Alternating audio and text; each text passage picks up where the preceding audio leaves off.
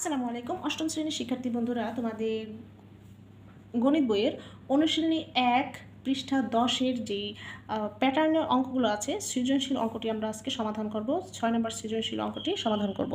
তো সৃজনশীলটাতে কী দেওয়া আছে দেখো। এই যে এখানে কিন্তু একটা ধারা মানে হচ্ছে প্যাটার্ন দেওয়া আছে। প্রথম আছে ৫, ১৩, ২১, ২৯, ৩৭ ডট ডট এরকম একটা প্যাটার্ন দেওয়া আছে। তো ক নাম্বার দেওয়া আছে কি ২৯ ও ৩৭কে দুইটি স্বাভাবিক সংখ্যার বর্গের সমষ্টি রূপে প্রকাশ করো।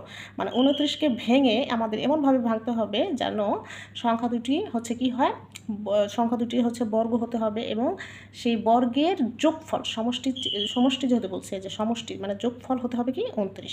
তাহলে একটা হচ্ছে ২৯ এবং একটা হচ্ছে ৩৭। প্রথমে আমরা একটু এদিকে খেয়াল করি।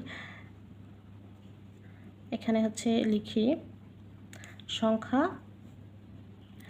দেখো যদি হচ্ছে সংখ্যা ১ নেই তাহলে ১ রে যদি হচ্ছে আমরা বর্গ করি তাহলে কিন্তু সেই একই হয়। এরপর হচ্ছে ২কে যদি হচ্ছে বর্গ করি তাহলে ২ দুগুণে ৪ হয়। ৩কে যদি নেই তাহলে ৯ হয়। এরকম এই ৩৭ পর্যন্ত আমরা নেওয়ার চেষ্টা করব। ৪কে যদি নেই ৪ ৪ ১৬, ৫কে নেই ৫ ৫ ২৫, ৬কে নিলে ৬ ৬ ৩৬। দেখো ৭কে নিলে কিন্তু ৪৯ হয়ে যায়, মানে ৩৭-এর বেশি হয়ে যায়। ৭কে নিলে ৪৯ হয়ে যায়, সো ৩৭-এর বেশি হয়ে যায়, সো আমাদের আর দরকার নেই। এখন আমরা হচ্ছে এখানে ২৯কে এমনভাবে ভাঙবো, দেখো যাতে যোগফলটা হচ্ছে দুইটা সংখ্যা, এমন দুইটা সংখ্যা নিব যাতে হচ্ছে যাদের বর্গের যোগফল হচ্ছে ২৯ হয়। তো প্রথমে যদি হচ্ছে কী নেওয়া যায়, দেখো ধরো ১ নিলাম, ১ স্কোয়ার, আর হচ্ছিল ১-এর সাথে এই ১-এর সাথে কত যোগ করলে হচ্ছে তোমার ১-এর সাথে কোনো কিছু যদি যোগ করি ২৪ কিন্তু কোনো পূর্ণবর্গের সংখ্যা নয়, সো এটা এখান থেকে ১ নেওয়া যাবে না। তারপর যদি হচ্ছে ২ নেই, ২ দুগুণে ৪, ৪-এর সাথে কত যোগ করলে ২৯ হয়, ৪-এর সাথে ২৫ যোগ করলে কিন্তু ২৯ হয়। ৪ আর ২৫ যোগ করলে কিন্তু ২৯ হয়। তো ৪ এবং ২৫ দুটাই কিন্তু একটি পূর্ণবর্গ সংখ্যা। এই যে দেখো ৪ এবং ২৫ দুটাই হচ্ছে পূর্ণবর্গ সংখ্যা। তো প্রথমে আমরা হচ্ছে কী করতে পারি, ৪ যোগ ২৫ নিতে পারি। তো এই যে ৪-এর বর্গমূল কত, ৪-এর বর্গমূল হচ্ছে ২ স্কোয়ার যোগের যোগ ২৫-এর বর্গমূল কত ৫ স্কোয়ার। দ্যাটস ইট, আমাদের অঙ্ক কিন্তু হয়ে গিয়েছে। যেখানে কি বলছে বর্গ রাখতে বলছে, দুইটা সংখ্যার উপরে বর্গ থাকবে। এই যে দেখো ২-এর উপরে হচ্ছে বর্গ আছে, ৫-এর উপরে বর্গ আছে এবং সেটা হচ্ছে কি থাকবে সমষ্টি রূপে। এই যে সমষ্টি মানে হচ্ছে যোগ আকারে থাকবে। দ্যাটস ইট, আমাদের কিন্তু এটা হয়ে গেল। এরপর হচ্ছে ৩৭। দেখো ৩৭কে হচ্ছে যদি হচ্ছে ১ দিয়ে কল্পনা করি, মানে একটু মনে মনে চিন্তা করি, হ্যাঁ ধরো ১ নিলাম, ১-এর বর্গ সংখ্যা কিন্তু একই। এখন ৩৭-এর সাথে আর কত থাকলো ৩৬, ৩৬ও কিন্তু দেখো আমাদের একটা বর্গ সংখ্যা, তাহলে কিন্তু আমাদের হয়ে গিয়েছে। তাহলে এই যে এটা ১ যোগ আমরা হচ্ছে কী নিব ৩৬ নেব, ১ যোগ ৩৬। তো ১কেও কিন্তু হচ্ছে আমরা স্কোয়ার দিতে পারি, এটা স্কোয়ার ভাঙলে সেই একই হয়, যোগের যোগ ৩৬-এর বর্গমূল কত ৬। সো এই যে দেখো এই যে বর্গ হলো দুটাই কিন্তু হচ্ছে কি হয়েছে বর্গ হয়েছে এবং সমষ্টি রূপে মানে হচ্ছে যোগ আকারে হয়ে গেল। সো এটাই হচ্ছে আমাদের উত্তর। তোমরা যারা হচ্ছে এগুলো পারো না, এইভাবে সংখ্যাগুলোকে বের করে নেবা, প্রথমে বের করে নেবা, তারপর হচ্ছে এখান থেকে খুঁজে খুঁজে এখানে বসাবা। এরপর দেখো খ নম্বরে কী বলেছে আমাদের, তালিকার পরবর্তী 4টি সংখ্যা নির্ণয় করো। এই যে এখানে আমাদের যে তালিকাটা দেওয়া আছে না, সেই তালিকাটা হচ্ছে একটা কি প্যাটার্নে দেওয়া আছে। এই প্যাটার্নটা ফলো করে আমাদের এর পরবর্তী আরও 4টা সংখ্যা বের করতে বলেছে। তো প্রথমে আমরা হচ্ছে প্যাটার্নটি একটু খেয়াল করি। এখানে দেখো 5-এর পরে কত আছে 13। তো প্রথমে সবসময় হচ্ছে চিন্তা করবা, যদি পরবর্তী সংখ্যাগুলো হচ্ছে যদি বড় হতে থাকে তাহলে হচ্ছে প্রত্যেকটা সংখ্যার পার্থক্য আগে বের করবা। দেখো 13 থেকে 5 বিয়োগ করলে কত থাকে 8, 21 থেকে 13 বিয়োগ করলে 8 থাকে, 29 থেকে 21 বিয়োগ করলে 8 থাকে। তার মানে হচ্ছে এটা প্রত্যেকটা কি প্যাটার্ন ফলো করছে, যে হচ্ছে পাশাপাশি পদগুলোর পার্থক্য কত হবে 8। এটা হচ্ছে এই প্যাটার্নে এই মানে হচ্ছে দেওয়া আছে এই তালিকাটি। তো আমরা এখানে লিখব, প্রথমে প্রদত্ত সংখ্যাগুলো তুলব। তো আমরা হচ্ছে যেহেতু আমরা কি পেলাম পাশাপাশি পদের পার্থক্য 8 পেয়েছি, তাহলে আমরা এখানে একটু লিখব পাশাপাশি সংখ্যার পার্থক্য। সো পার্থক্যটা এই যেভাবে লিখব, একটু খেয়াল করতে হবে, এইভাবে আমরা একটু বসালে মানে এই প্যাটার্নে এভাবে কিন্তু বসানো যায়। দেখো 13 থেকে 5 বিয়োগ করলে কত থাকে 8। আবার এই যে এই 13 এবং 21-এর মধ্যে পার্থক্য কত, তোমরা হচ্ছে জাস্ট ক্যালকুলেট করো, 21 বিয়োগ 13 বিয়োগ করলে কিন্তু 8ই থাকে। এবার 29 থেকে 21 বিয়োগ করলে থাকে 8, 37 থেকে 29 বিয়োগ করলে কত থাকে 8। এর মানে হচ্ছে আমাদের পরবর্তী সংখ্যাটা এই 37-এর সাথে যদি 8 যোগ করি তাহলে হচ্ছে পরবর্তী সংখ্যাটি পাওয়া যাবে। সো এটা কিন্তু আমরা হচ্ছে প্যাটার্নটা কোন ওয়েতে হয়েছে, সে মানে এই তালিকাটা কোন প্যাটার্নে হয়েছে সেটা কিন্তু আমরা পেয়ে গেলাম। এখন আমরা হচ্ছে আমাদের কাছে চেয়েছে তালিকার পরবর্তী 4টি সংখ্যা নির্ণয় করতে বলেছে। তাহলে এর পরবর্তী 4টি সংখ্যা আমরা এইভাবে বের করব।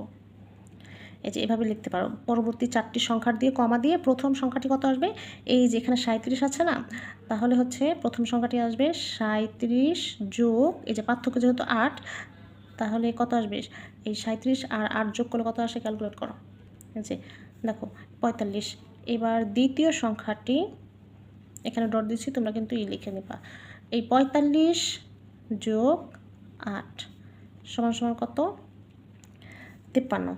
তারপর হচ্ছে তৃতীয় সংখ্যাটি এই যে 53 যোগ 8, তাহলে কত আসবে 61। 53 যোগ 8 সমান 61। এরপর আরও একটা সংখ্যা আছে, চতুর্থ সংখ্যাটি এই যে 61 যোগ 8 সমান সমান 69।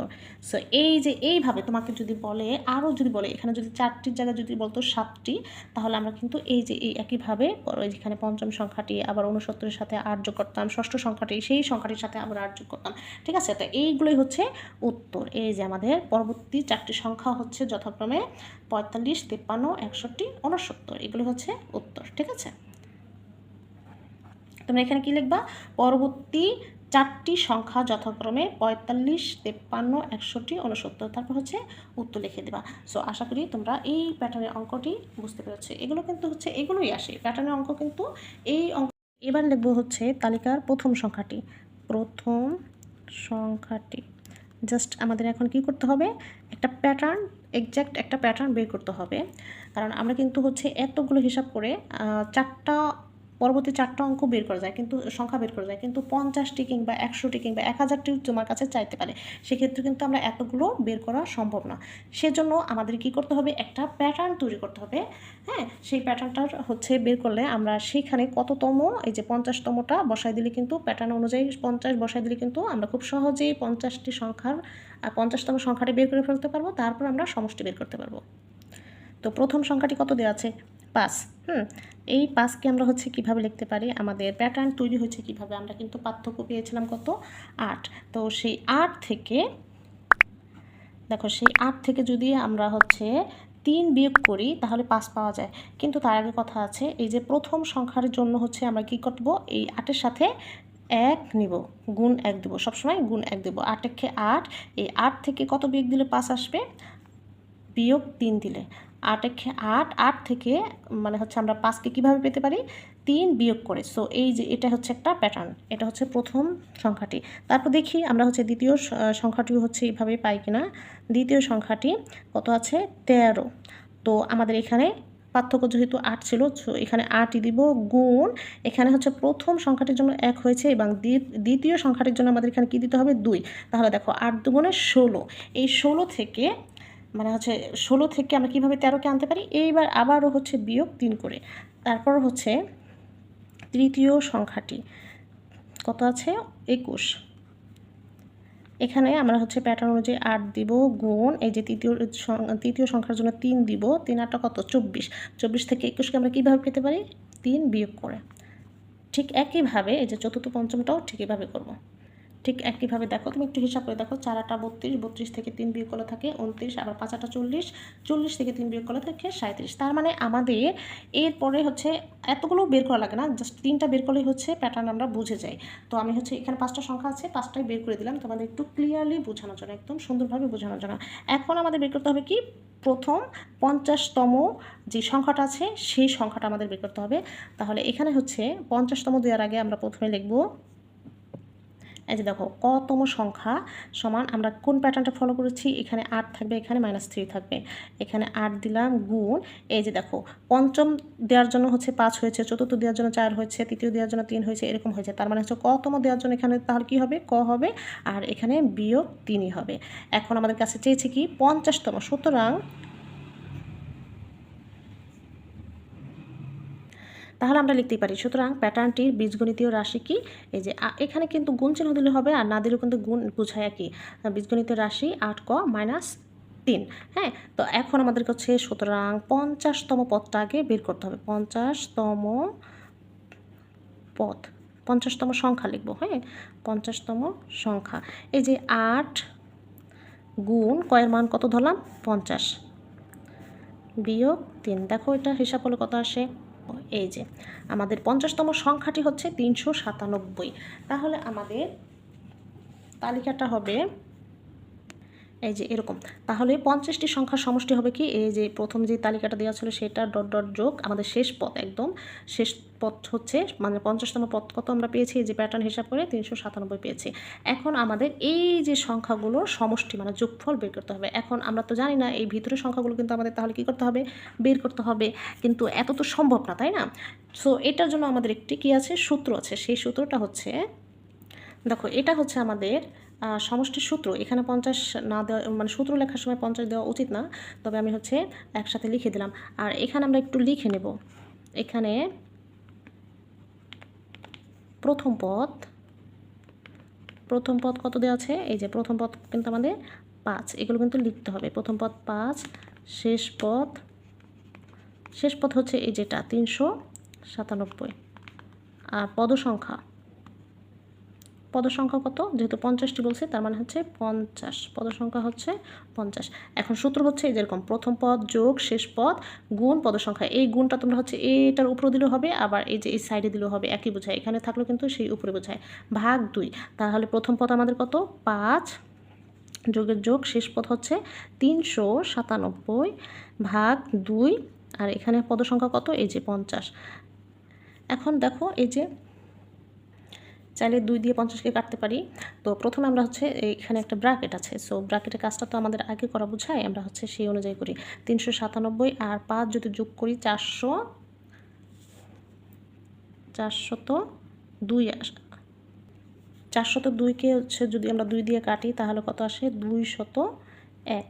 তাহলে এখানে 201 আর 50 গুণ করলে কত আসে? দেখো এই যে জাস্ট ক্যালকুলেট করো। এই যে দেখো এই যে 201, এইখানে আমরা একটু হিজিবিজি করে ফেলছি, তার জন্য সরি।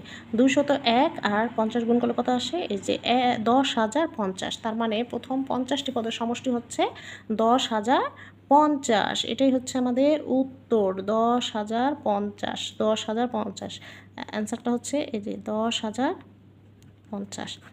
ঠিক আছে? সো আশা করি তোমরা এই ধরনের প্যাটার্ন অঙ্ক কিন্তু আরও অনেকগুলো আছে, সেগুলো কিন্তু আমরা সলিউশন খুব তাড়াতাড়ি হচ্ছে আপলোড করব। সেই জন্য সেই ভিডিওগুলো পেতে হলে আমাদের বর্ণলিপি একাডেমি চ্যানেলটি সাবস্ক্রাইব করতে হবে, ফেসবুক পেজটি ফলো করলেও পাবে। আর এই ভিডিওটি ভালো লাগলে কিন্তু অবশ্যই একটি লাইক দিবে, শেয়ার করবে। আর তোমরা আমার ভিডিওটি কোথা থেকে দেখছো সেটা আমাদের